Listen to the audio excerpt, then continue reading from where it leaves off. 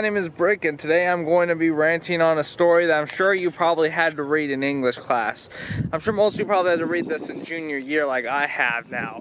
And this is a story that is a mystery story. It's called The Snaky Deal.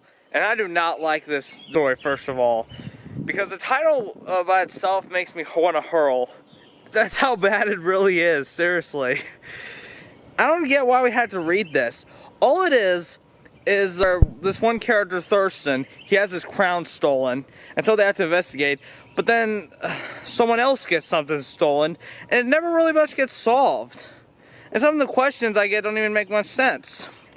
I'm like, how am I supposed to know much about this? It doesn't make sense.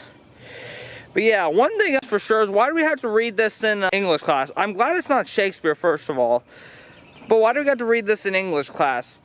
Don't we have like other stories to read? Like, there are so many other stories that we could read in English class. Why does it have to be some random story that is just a terrible excuse for a mystery and is only found online?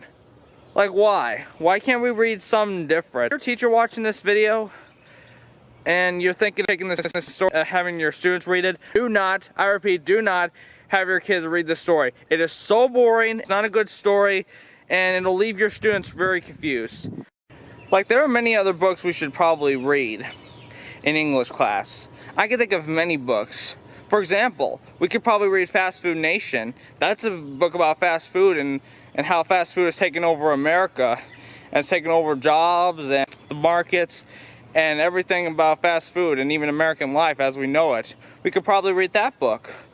Or we can probably read some history books, like I Can Never Be So Lucky Again by James Doolittle, like the person responsible for Doolittle's raids in World War II. Like, there are so many other books we could read, but why a snaky deal?